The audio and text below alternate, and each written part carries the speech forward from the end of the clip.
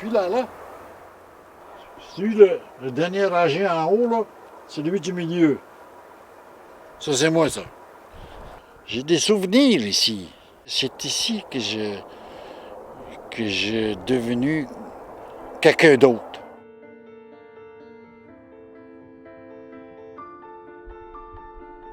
The pain is too deep in our hearts, in our minds, in our bodies. Ça va faire partie de notre vie, tout au long de notre vie.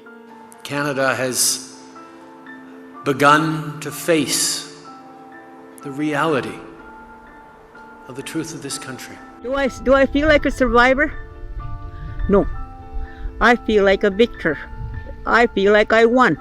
I feel like that they couldn't take the Indian out of me. I don't think there's any instrument more destructive than residential schools. These children were stolen. They were taken from their families. And they were tortured. And then they were murdered. We know that reconciliation cannot come without truth.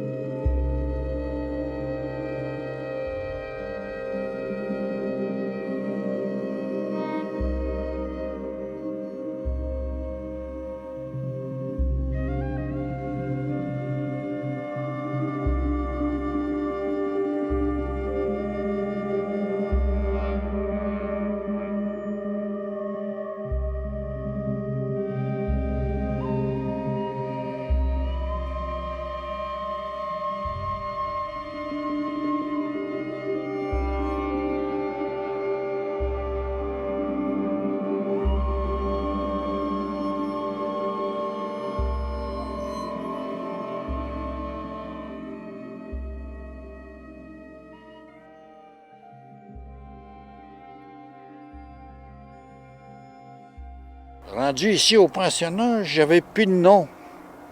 J'avais un numéro. J'avais le numéro 70. Mon lit était numéroté.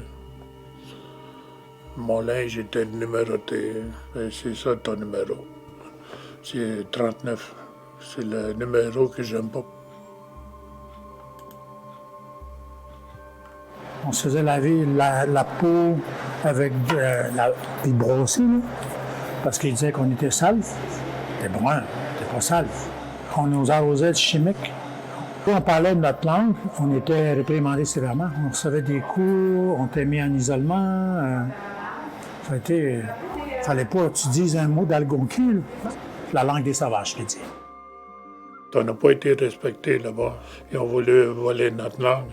Ils ont voulu voler notre identité. Puis il y en a qui ont réussi aussi. Ça a été vraiment un déracinement de linguistique, culturel, spirituel, tout. Ça a été la mise en place d'un programme d'assimilation carrément. Là. C'est un génocide. Ce qu'on a vécu, on appelle ça un génocide aussi. Quand tu détruis sa langue, la culture, sa spiritualité à quelqu'un, puis tu la remplaces par d'autres valeurs. La partie où ce que ça a été le plus dur, je pense, c'est les abus. Moi-même, j'ai vécu des abus physiques, sexuels, tout. J'ai été battue jusqu'au sang. Il y a aussi les agressions sexuelles qui se passaient dans le confessionnal. On passait au confessionnal un par un. D'être là, il y avait le plein pouvoir de faire ce qu'il voulait. La deuxième année, vers la moitié de l'année après les fêtes, là ça a commencé les abus des attouchements. Quand on prenait notre douche, lui il était là, puis il nous regardait, puis mettons, le soir, t'en vas te coucher, ben là, tu l'attends marcher d'une manière, là, que tu sais que c'est lui qui s'en vient. En fait, la première fois que j'ai vu quelqu'un se faire abuser, puis il y avait beaucoup de sang dans ses bobettes. Il avait eu l'anus déchiré, lui. C'est traumatisant de voir, je suis jeune, puis on le sait, nous autres, toute la gang, qu'on va tout passer. Tout le monde savait ce qui se passait. Mais à un moment donné, ça a été un abus carrément. Pénétration pendant que j'étais assis sur lui. Il m'a baissé les pantalons, puis ça a été vraiment ça. Là. Puis quand je suis retourné dans ma chambre, je pense que cette journée-là, j'avais resté tout seul pendant toute la journée couché. J'avais trop mal. J'avais de la misère avec mes fantômes, puis 3 fois, j'ai tenté de me suicider parce que j'étais plus capable de les regarder. J'étais plus capable de composer avec ça. J'étais dans l'alcool, la violence. Tout m'a suivi. J'avais des problèmes de consommation à l'époque. Je consommais de la drogue, de l'alcool. Je vivais mal ma sexualité. J'étais pas capable d'avoir une caresse d'une femme qui... J'étais pas capable. J'aimais pas qu'on me touche le corps. Ils m'ont volé dans ma jeunesse. Des abus physiques, sexuels, des abus psychologiques. Il y en a toutes les sortes d'abus. C'est sûr que ces périodes-là, tu les oublies pas.